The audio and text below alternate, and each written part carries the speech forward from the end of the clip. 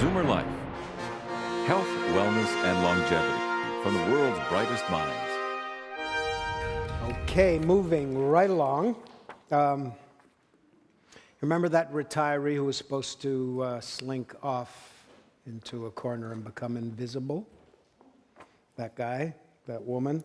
Well, Donna, Sinclair says that elders are people who can no longer get fired, and therefore they can and they should say the things that need to be said, whether or not it's comfortable to do so.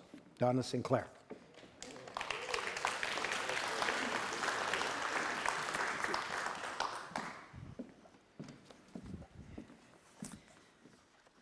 Well, my main preoccupation these days is figuring out how to be a good elder.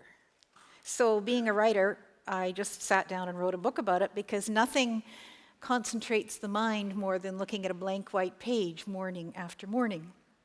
And after I had done that for quite a while, I ended up with this book, which is 365 little readings about not aged people and not old folks and not geezers and not seniors and not even Zoomers, but elders. People who have had life experience and reflected on it and tried to find some wisdom in it. So this is a rather daunting task to hand out a book with a subtitle that says An Elder Woman's Book of Wisdom.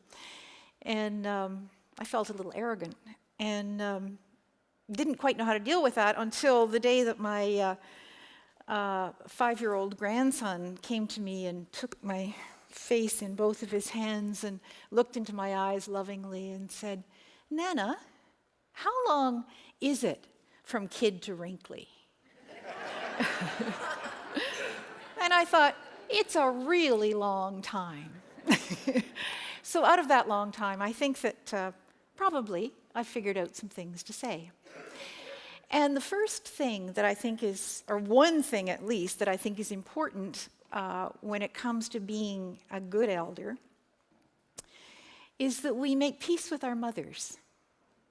Because in that very complicated relationship, in the working out of that complicated relationship between mothers and children, and particularly their daughters, there is a great deal to be learned. So I'm going to read you a little bit about that.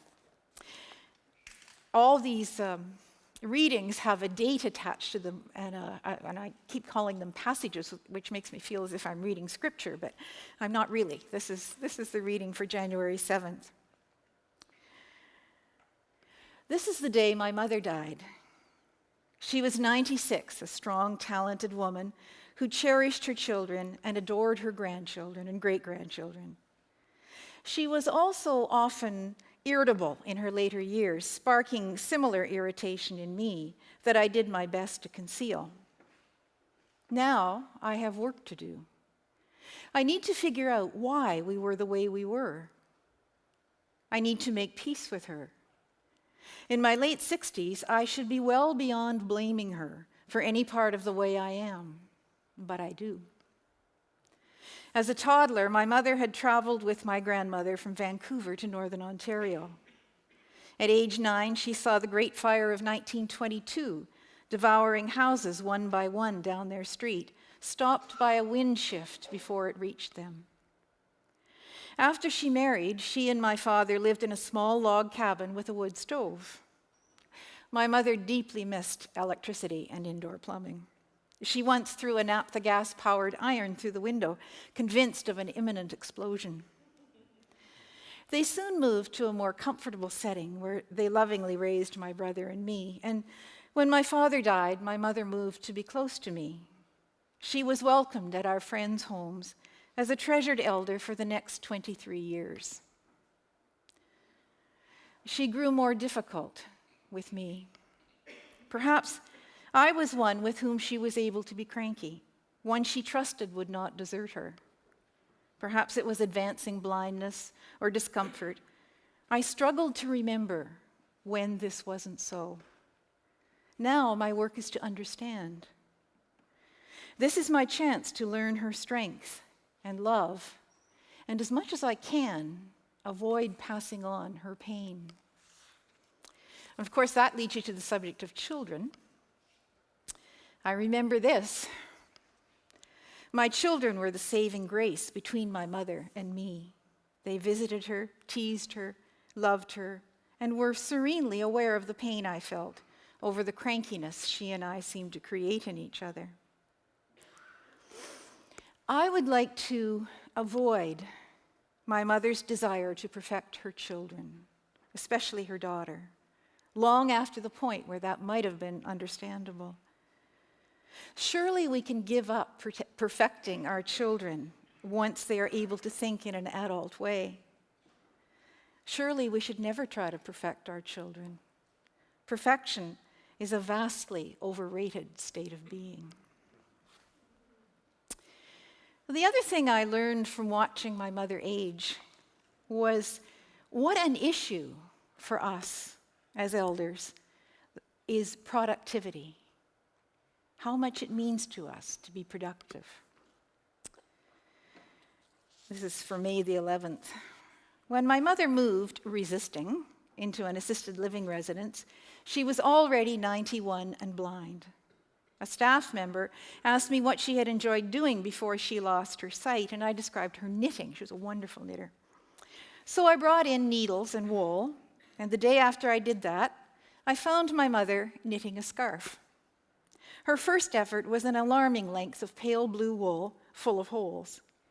It was 6 inches wide in some places and 12 in others. It was for me. I have it still. When I was annoyed with her, I would refuse to wear it. She couldn't tell, and it made me feel childishly better. She did scarves for her son-in-law and scarves for her grandchildren, and soon, miraculously, her knitting became more accomplished. There were fewer holes, and the edges were even. Before she could get bored, her fashionista granddaughter suggested more color and sufficient length to wrap around the neck several times and still hang down. I was sent more frequently in search of wool, and soon my friends and the friends of friends, a whole Facebook of warmly wrapped individuals, sported very long, multi-striped scarves. We resembled aged university students who had no idea what our college colors really were. And my mother was happy. She was productive again, even if she couldn't see her finished work. She knit and knit, until at 94 her hands gave out and she couldn't hold the needles anymore. It took another year, but that's when my mother, the elder who knit to keep her loved ones warm, began to die from lack of usefulness. So I wouldn't want you to think, though, that it's only our biological mother that we learn from and that we have to be reconciled with. This one's for January 16th. This is what I believe. We live in a holy earth, created with just the right amounts of oxygen and carbon, water and heat to grow the food we need. Just as a baby thrives in its mother's womb, so we live in the womb of Mother Earth, utterly dependent on her for all our needs. And she is in trouble. I recently picked up Bill McKibben's book, Earth, Making Life on a Tough New Planet. The Earth as we knew it is gone, he says. The hydrological cycle in North America, for one example, has already changed so that in some areas we get terrible drought, and in others, devastating floods. The womb we have lived in for all of human civilization has become less than friendly. We may, McKibben says, this is a quote, with commitment and luck, yet be able to maintain a planet that will sustain some kind of civilization, but it won't be the same planet, and hence it can't be the same civilization. End of quote. Elders need, therefore, to tell stories.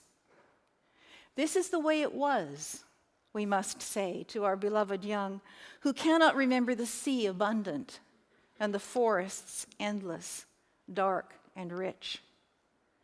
Our memory of Earth's nourishing womb must be retained so that we can live in her someday again. So the other thing, I think that one of the other things, elders do many things, but one of the other things that's important for us to do, because we are so aware of the passage of time, is we need to create beauty. And we do that in many ways. Some people write poetry, and some people save parks, and some people make pots, and some people garden. I'm a gardener. So this is for May 21st. It's important that you note what month this is written for, May 21st. The maple is dropping tiny red blooms on the deck, and the tulips are opening too fast. The shady side yard is a sea of white trilliums, and I panic slightly whenever I walk through it. Do not pick the provincial flower, big fine, maybe jail or beheading. Every Ontario child learns this in school.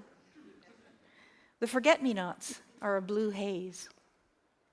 The yard is littered with pots and rakes and bicycles, the contents of the shed, which is getting new walls. And I am trying to hide the mess because this yellow mist of daffodils and leopard's bane and marsh marigolds lasts for only 1 minute. And then the meadow rue and the Shasta daisies will be out instead, and I will have missed the sweet woodruff, missed it completely. I cannot keep up with all this beauty. It is spring in the north, the blurry 100 shades of green month of May, before the black flies and mosquitoes come to tell us how we pay for Eden. No matter. Charge what you like for paradise, I say to God who made all this. Only slow down time.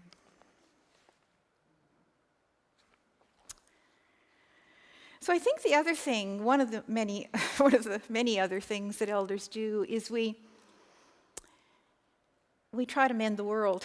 In fact, that's a summary, perhaps, of all the many ways I'd like to tell you what we do. We try to mend the world. And that's the phrase, as many of you will know, of a 2nd century rabbi, Rabbi Tarfon, who said that we are not,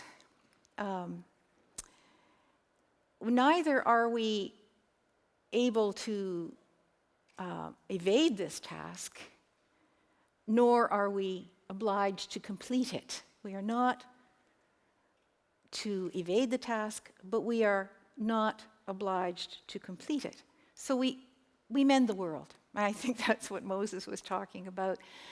Sometimes that means speaking out. Sometimes it's very local, though. So I'm going to read you one of the more local ways that we mend the world with any child that we happen to find close by, sometimes grandchildren, perhaps not. It's called berry picking. It's April. There's no berries in April. I'm not quite sure why I put it here, but anyway. We took Eli to Manitoulin Island, and we set out for a walk along the gravel road. There were butterflies and buttercups and Joe Pyeweed growing in the ditches. I want to go to a museum, said our little grandson. His life has been spent in cities. So we showed him how to tell if someone likes butter. Hold a buttercup under their chin and peer carefully for the yellow reflection, and how to make daisy chains. We found bees gathering pollen in a groundhog hole and ducks gathering on the bay. We jumped from rock to rock, pretending all else was ocean filled with sharks. We found raspberries growing by the side of the road, and we ate them from our hands. Soon he had utterly forgotten about museums, but we were just in time. Children need nature, unmediated by parks, glorious and necessary, though the latter may be. Children need berry picking. My father picked blueberries and expected us all to help. We did. My mother made sweet blue syrup studded with berries, which we ate all winter with toast or pancakes. She made pies. We understood from this that the land will feed us, that despite flies and bee stings and winter cold, the land loves us dearly. Our grandchildren need to know this too. I have one more thing I'd like to read, and I have to kind of set it up for you, I found the letters of a whistleblower in archives at the University of Toronto when I was researching a book there. And it's kind of proof of the fact that mending the world is sometimes a failure. Like, we don't always succeed. And in this case, they were the letters of a young woman who was teaching in one of the Indian residential schools. This was in 1929. And you will recall, perhaps, that the residential schools, which were run by the federal government and the 4 mainline churches, profoundly damaged 3 generations of First Nations children. And the young woman who was teaching there had things to say about it. And she tried to say those things. So I'll just read to you about this. This is my last reading.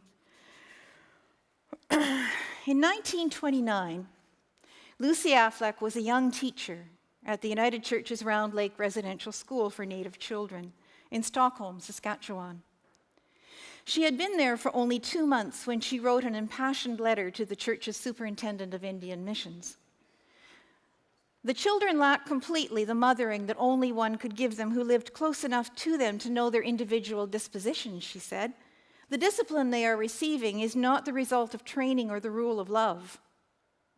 In a group in which tuberculosis is rampant, there was still no heat in October, and they are still wearing their summer clothing, the boys without underwear of any kind. There is no care to prevent serious colds.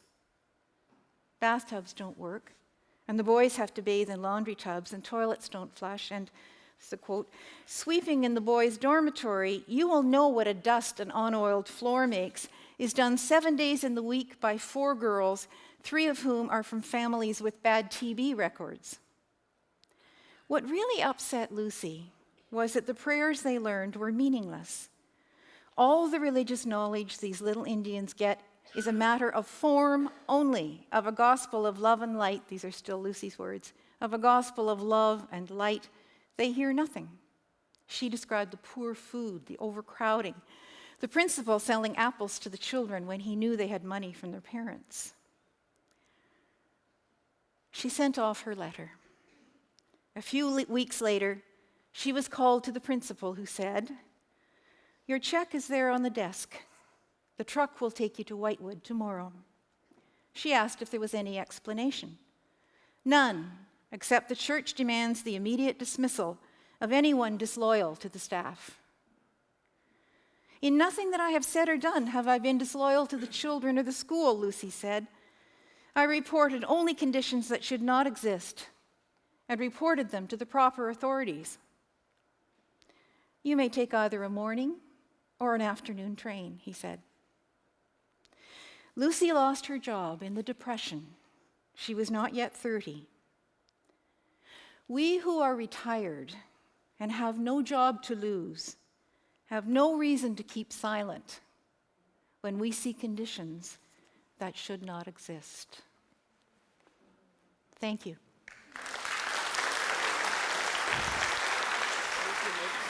What's that? Thank you, Donna. That was a nice way to end. Thank you.